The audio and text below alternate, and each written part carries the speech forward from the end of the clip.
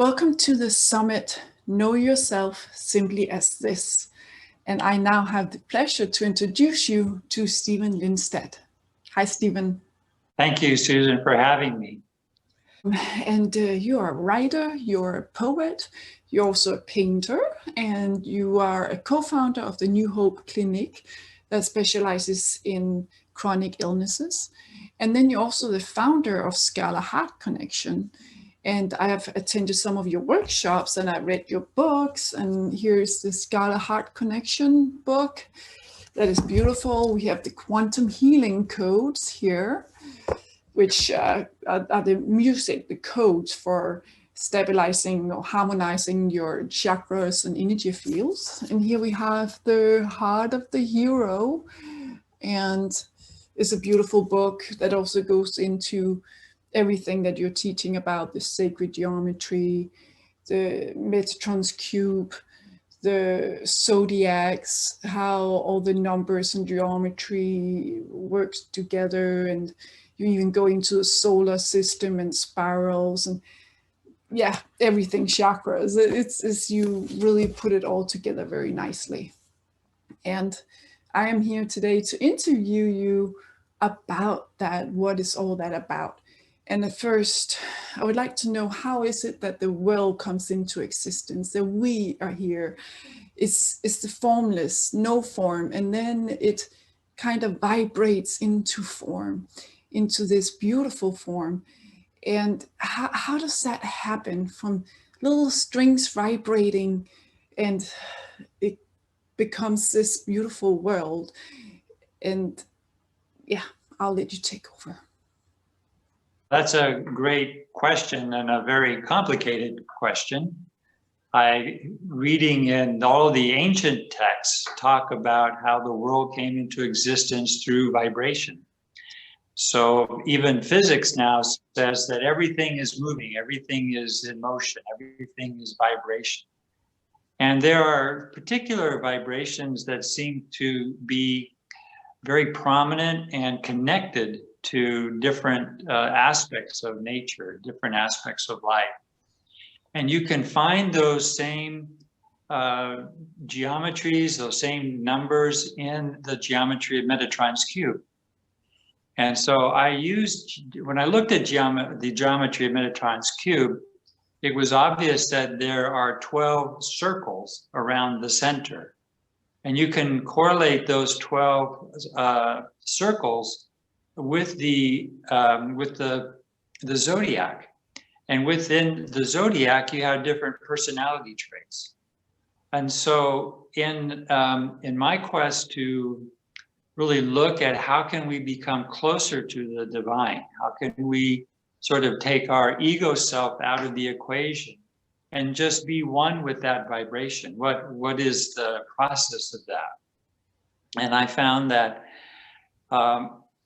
the zodiac houses give us some insight into how we respond to our problems in life.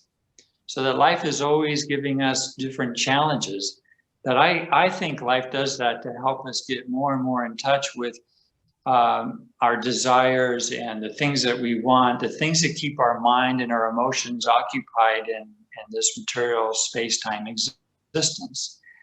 And it's trying to do that so that at some point we can begin to slowly say, I think there's more to life than just this. I want to be connected to that expanded consciousness.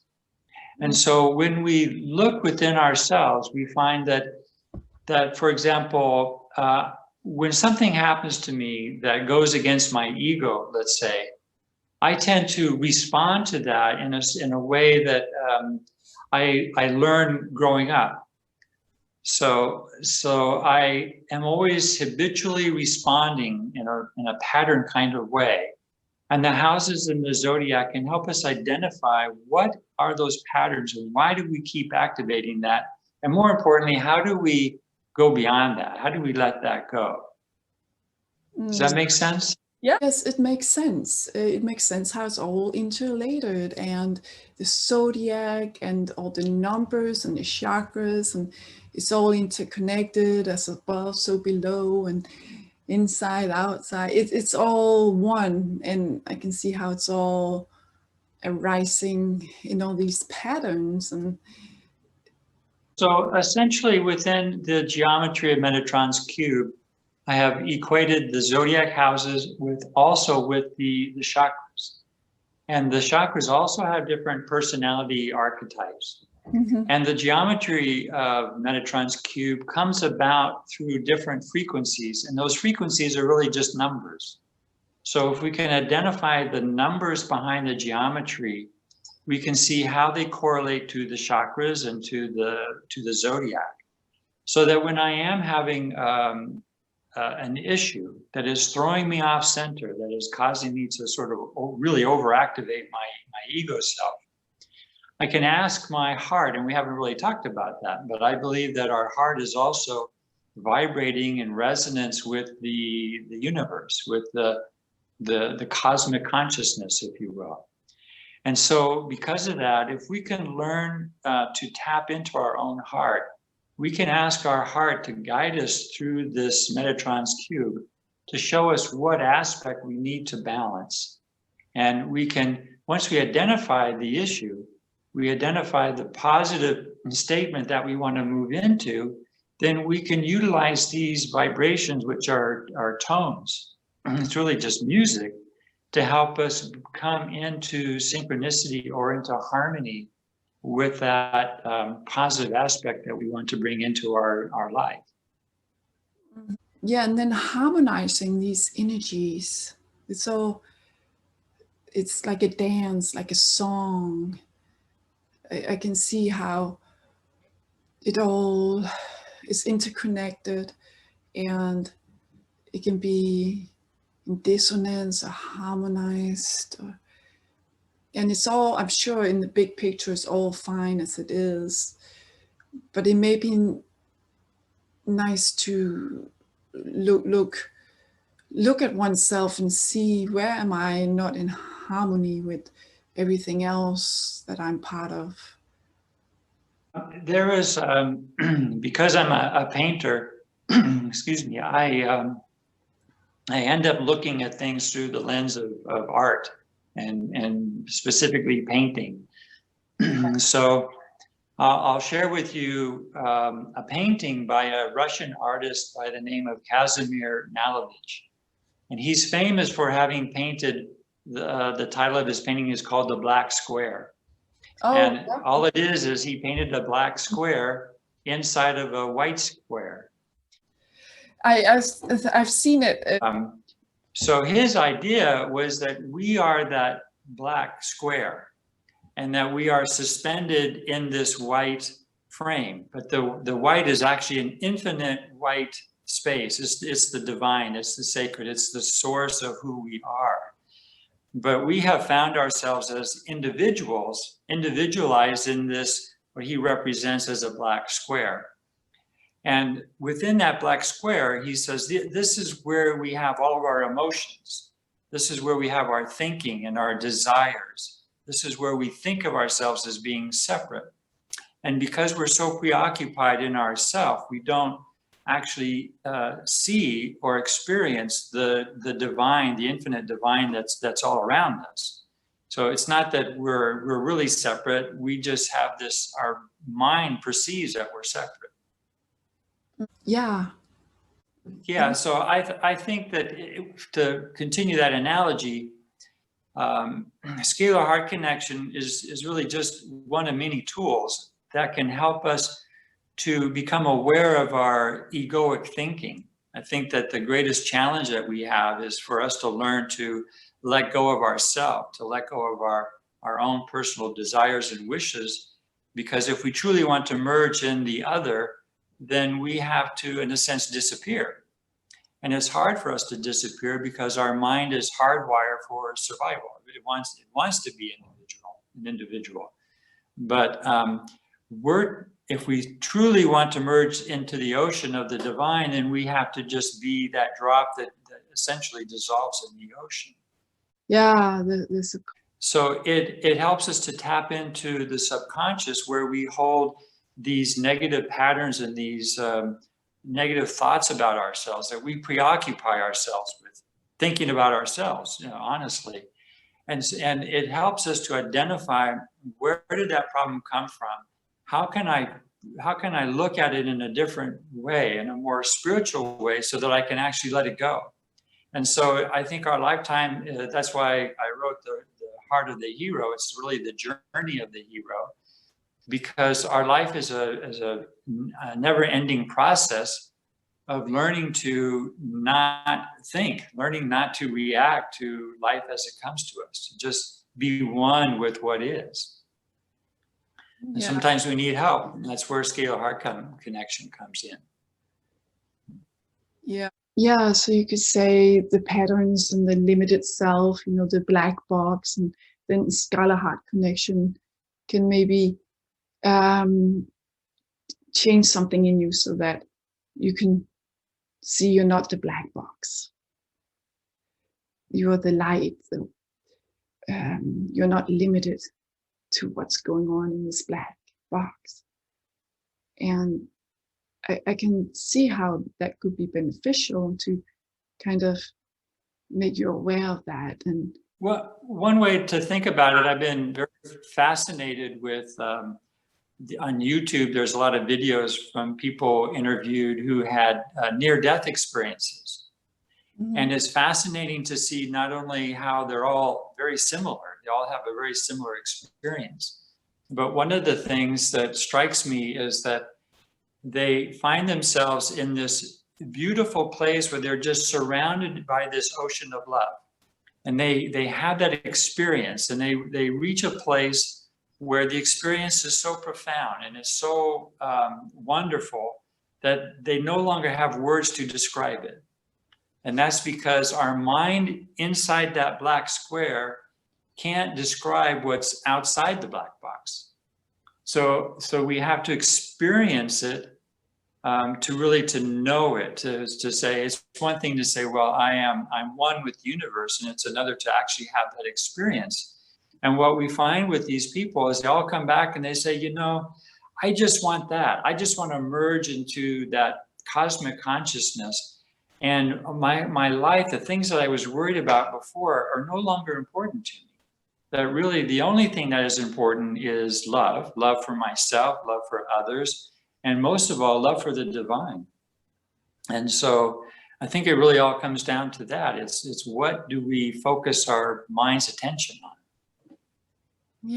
Yeah, so it's like we ask our heart, the answers come, and we can tone the chakras. And then you also have the figure 8 that you like to do as you're tuning the chakras. It's figure 8. And what does that mean? What does that do? The figure 8. So when we're listening to the tones, I ask people to do a figure 8. And the reason I do that is because the heart, the circulation of the heart goes also in the motion of a figure 8. And research has now shown that the heart produces an electromagnetic field that goes, I don't know, every time they measure it, it gets further and further away. It's probably infinite, but right now, maybe up to 17 feet or something like that. But if that figure 8, it also creates a scalar field. And that scalar field is really that vibratory energy that has really canceled itself out, so that there's really nothing left. It's like that 0 point in the quantum field. And so when we're listening to the tones and we're doing that figure 8, we're essentially canceling out the negative way we were looking at our problems, and we're replacing it with a more positive message, a more positive resonance. So that's why we listen to the tone while we're doing the figure 8. But most important is that we are able to let go of that habituated thought pattern. Some people, think about and worry about the same problem all day long, and we need to empty our mind of those kinds of mental repetitions. Yeah. So how did it all come about?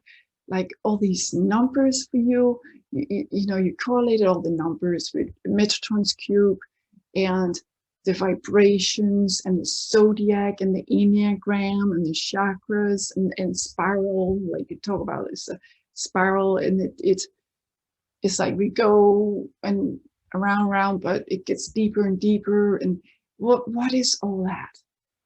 How did you put it all together? Well, I've always had an interest in numbers. I like math. I've always had an interest in music. Because I'm a painter, I suppose I have an interest in geometry and shapes and forms. And when I started studying alchemy and Eastern philosophy, meditation practices, I really, well, you know, I also went to school to study naturopathy. So all these things kind of come together. And then I'm sitting there, well, what do I do with all this? Where is this going? And, you know, life has funny ways of moving you in different directions. And I would say that the more I ask questions, I would kind of wait for the answer. And those answers would come to me in dreams. I've had other teachers, so there's other information that comes to me. And at the end of the day, I can't claim that I created or invented anything. It's information that has always been there. And it just came to me in a series of pieces that ended up being scalar heart connection. I don't know, that doesn't really answer your question, but it's not one thing that I just woke up and said, oh, this is it. But it came, you know, I would see this and I would learn that. And then I would ask another question. And then the universe is always there trying to help us. All we have to do is just ask. We're already connected to that infinite intelligence. The connection, it's like we are already connected. We always were connected, right? We are that divine. We are that love. We are that awareness. We are that presence. It's always here. We've already been it forever. It's who we are.